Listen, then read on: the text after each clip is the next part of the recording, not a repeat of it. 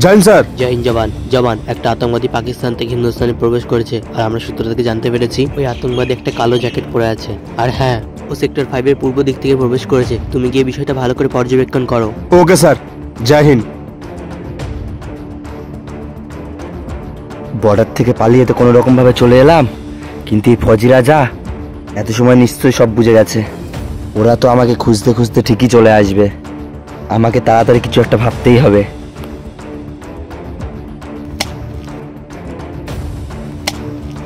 আরে ওখানে ওটা চাষি না? আইডিয়া। আরে দাদা, আপনি এত ঠান্ডার মধ্যে কাজ করছেন, আপনার ঠান্ডা লাগে না? ঠান্ডা তো লাগে দাদা, কিন্তু কি করব, সোয়েটার কেনার টাকা নেই। দাদা একটা কথা বলবো, কিছু মনে করবেন না তো? হ্যাঁ দাদা, অবশ্যই বলুন।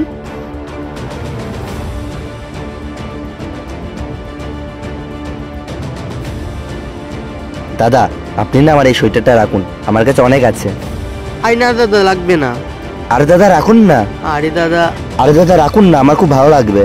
অনেক অনেক ধন্যবাদ দাদা। দাদা একবার পরে দেখুন না।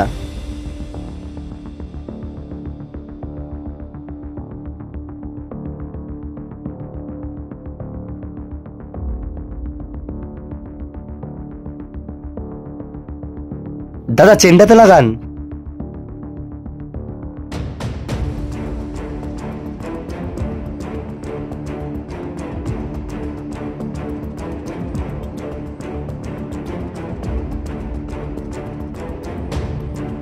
বাহ দাদা, খুব সুন্দর লাগছে। এখন আমি আসছি।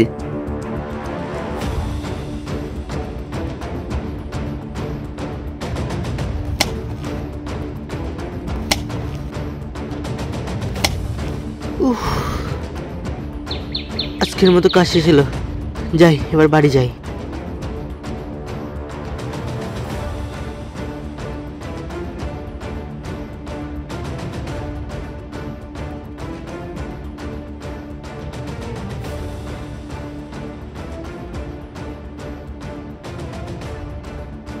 আরে ফৌজি আসছে না?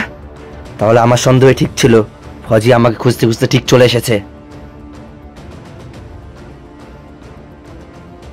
আরে ওই চাষিটাও তো আসছে।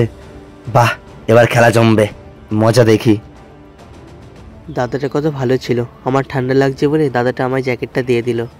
যাই হোক, এবার তাড়াতাড়ি পা চালিয়ে বাড়ি যাই।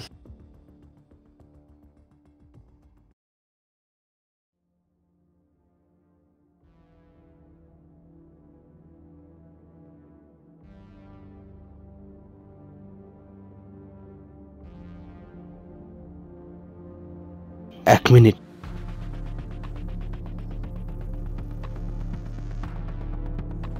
লোকটা কালো জ্যাকেট পরেছিল না? ওই শোন,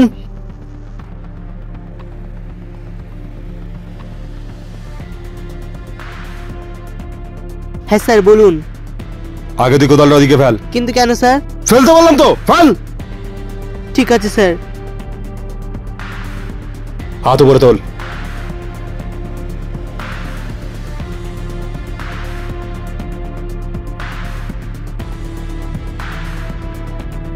মেড ইন পাকিস্তান। চল বস। কিরে, নিজেকে খুব চালাক মনে করিস? তুই কি ভেবেছিলিস ইন্ডিয়ান আর্মির চোখে ধুলো দিয়ে এত সহজে পালাবি? বাহ, যাক ভালোই হলো, আমার আইডিয়াটা কাজে লেগেছে। এবার এখান থেকে তাড়াতাড়ি পালাই। স্যার স্যার স্যার স্যার, আমি কিছু বুঝতে পারছি না, চোখে ধুলো মানে স্যার আমি কিছু বুঝতে পারছি না স্যার। ওই কানা থামা, তুই যদি সত্যি বলে থাকিস তোর কাছে পাকিস্তানি জ্যাকেট কোথা থেকে আসলো? আসলে স্যার ওই ছিল কি, দাদা একবার পরে দেখুন না।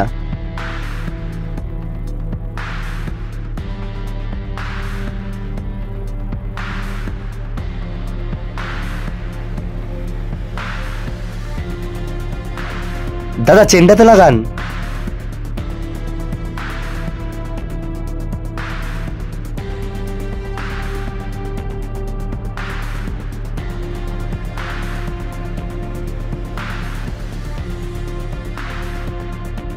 বাহ দাদা, খুব সুন্দর লাগছে। এখন আমি আসছি। বাহ বেটা বাহ, গল্প তো খুব ভালো শোনাস দেখছি তুই, কিন্তু দুঃখের বিষয় তোর এই গল্প আমার কাছে টিকবে না।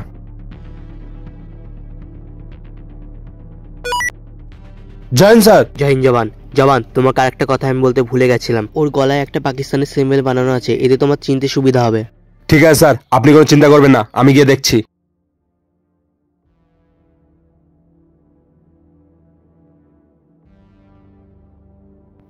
আরে, এর গলায় তো কোনো ট্যাটু নেই, তার মানে এই যা যা বললো সবই সত্য। ওঠ, আমার একটু ভুল হয়ে গেছিল, তুই বাড়ি যেতে পারিস। ঠিক আছে স্যার।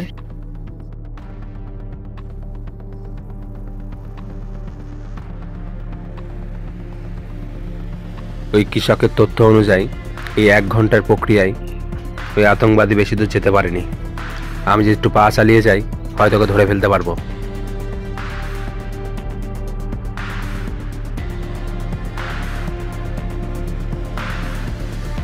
আরে, কে একটা যাচ্ছে মনে হচ্ছে না? দেখে তো মনে হচ্ছে ওই আতঙ্কবাদী। দেখি তো গিয়ে।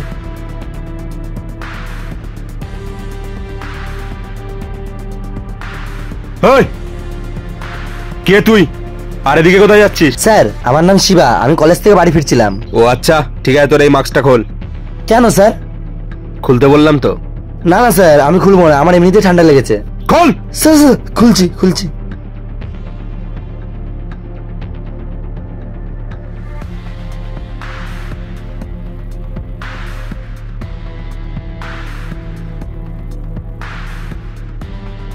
বাহ ভাই বাহ, ষড়যন্ত্রটা তুই খুব ভালো করেছিলিস, কিন্তু দুঃখের বিষয় ইন্ডিয়ান আর্মির সামনে তোর এই বুদ্ধিটা কাজে লাগলো না। আসলে কি বলতো, তুই ওই কৃষককে তোর জ্যাকেটটা দিয়েছিলিস, এটা ঠিক ছিল, কিন্তু সাথে যদি তুই তোর এই ট্যাটুটাও বানিয়ে দিতিস তাহলে হয়তো আজ তুই এর ধরা খেতিস না।